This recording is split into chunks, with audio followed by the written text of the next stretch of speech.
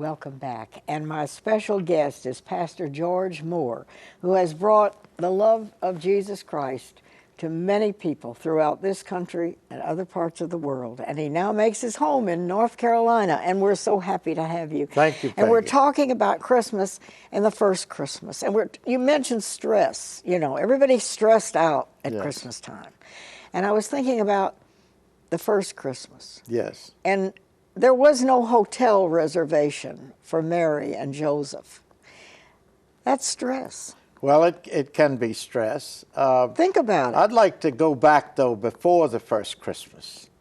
I'd like to go back a few months to the visit that the angel had with Mary.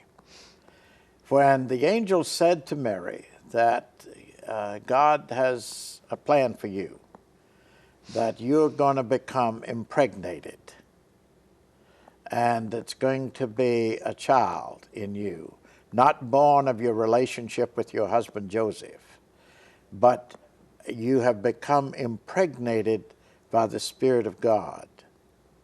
Now, at that point, Mary entered into a relationship with God that took care of most stress for the rest of her life, as long as she stayed in that relationship. And what do I speak of? She said to the angel, you will remember. How can this be? And the angel explained to her the impregnation coming by the Spirit of God. And Mary said to the angel, I am a handmaiden of my Lord. Let it be unto me as seems good unto him. At that moment, Mary entered into a relationship with God, a relationship of loving trust, loving faith.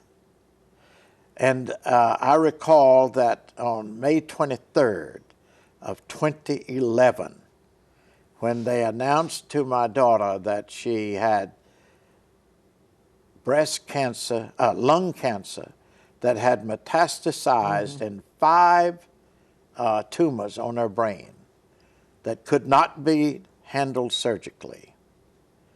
After a few hours of sitting in the bed, all the family around her stressed out, she was sitting in the middle of the hospital bed in her hospital gown, and as though she had lost sight of us, she looked up and said, I am a handmaiden of the Lord. Let it be unto me as seems good unto him. Of course, she was quoting Mary. But I saw my daughter enter into a relationship with God at that point that saved her all the stress, all the worry. In fact, she has several opportunities to bear witness to others while she was undergoing her cancer stuff of what God meant to her life. You see, stress comes from a lack of faith, a lack of trust to let God manage our lives. And so much of our stuff, that's a lot of our exhaustion from Christmas nowadays is not as much stress as it is busyness.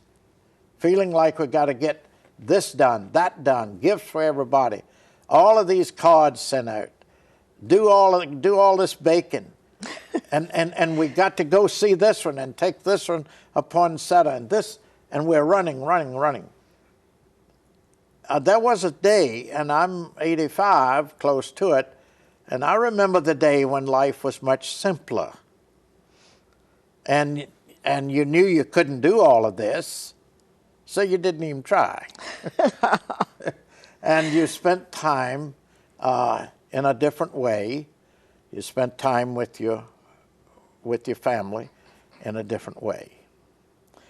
We didn't have the technology that we have now to usurp our time, so we were able to have conversation. We gave each other presents And that's huge. And you don't have to have conversation to give presents. One of the memories of my life is my mom and dad sitting on the porch. They'd be peeling some apples or doing some vegetable work. They weren't talking a lot. They were present. They were present with each other. And they were doing something loving for the family. They were preparing food. See, one of the problems that I see with children is they don't feel that they are making any contribution of any significance to the family. They're not raised on a farm where they have to feed the animals in order for the animals to survive. The child has a feeling of making contribution. So my word is just sit down together and figure out how to simplify life. How to simplify life. Now, may I touch on technology? Please. Just a bit. This is your time. People criticize technology. Let's go way back to 1938. We got our first radio in our old farm home in Southern Virginia in 1938. It was the week before Christmas. First radio. Okay, we went to bed in that home. Children could stay up till 9:30, maybe. But you were pretty much in bed at 9 o'clock. My 91-year-old sister told me just Monday, when I told her I was going to be meeting with you, Peggy, and we were going to be talking about Christmas and technology, she said, George, I remember the time we got our first radio in 1938, and I stayed up late after everybody had gone to bed because I was listening to music I had never heard before. Raised in that mountain community, going to those wonderful small churches, she had never heard, and I had never heard, Oh Holy Night. Mm-hmm. I had never heard a choir the size of what she was listening to. And it brought into my thinking, instead of fussing about technology, figure out how to use it to the glory of God and to your own good. There's some of the most marvelous shows. We worship at Christmas Eve with cathedral choirs from all over the world in our home. Yeah. See, we don't have to have the junk that's on technology. We don't have to tune into that trash. You can get DVDs of the most marvelous things to watch, nature films, all kinds of things. But at Christmas, you can get great choirs and bring into your home and tune in as a family and play that DVD and rejoice together. Christmas, there's no other time like it. Make it something special. Be intentional, not just busy, but be intentional to worship and adore the light of the world that God sent. That's beautiful. Yeah, so we need to put aside making everything perfect. Yeah. And sharing and Yeah. reaching out maybe to someone you haven't seen Yes. for a long time. I've watched, I was in a home not too long ago watching a grandmother making cookies with grandchildren. A little boy that was about 6, and I think the daughter was probably 10 or something, close to that. And they were spilling stuff all over the place. And they were having a time, and grandmother was showing them how to mix and shape and blah, blah, and put it on the pan and put it in the oven. And I said something to her, it's fun, but it is a mess, isn't it? Oh, she said, I can clean the mess up anytime. That's it. Relax. Enjoy the moment that God gives you. Yes. And Christmas is the most special time of the year. Ain't nothing else like it.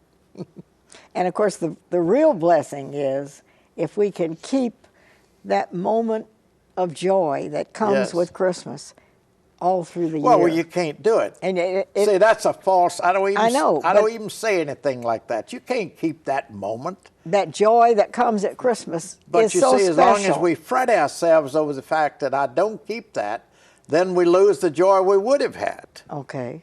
I don't even So say your that. advice Is enjoy Christmas. enjoy the moment. and move on to the next day. Okay. Well, that's a good message not only for Christmas but for the new year. Not bad. It's the one Jesus gave me out of the Bible. So when you have ministered to congregations throughout this country and abroad as well, you find people seeking wherever they are. They're yeah. still seeking. Oh, yes. You find people hurting. You find people rejoicing and celebrating. That's the wonderful thing about God's creation. It's all good, even in the suffering. It's good because it brings things, communities together, and people together, and all of that. And God has purpose in all of it. But the thing I'd like for us never to forget, that He doesn't like, God is not dark, God is light. And He wants us to walk in the light and in the light. And so He sent the light of the world, that will never be put out. Not even on a cross could it be put out. Not even in a tomb could it be put out. And it lives on. That message lives on. Yes. God bless you, The light George. lives George on. Moore. Pastor George Moore, thank you for sharing with us today. And wherever you are, Thank you. we wish you joy. And we happen to have here this picture Yes. that hangs at St. Paul's Cathedral in London. And it is, of course, the light of the world. And it has been seen all over the world. And this says Christmas and every day of the year to me. Yes. I love it. Thank you. And the music that we've heard comes from the choir at St. Paul's Cathedral in London. God bless you.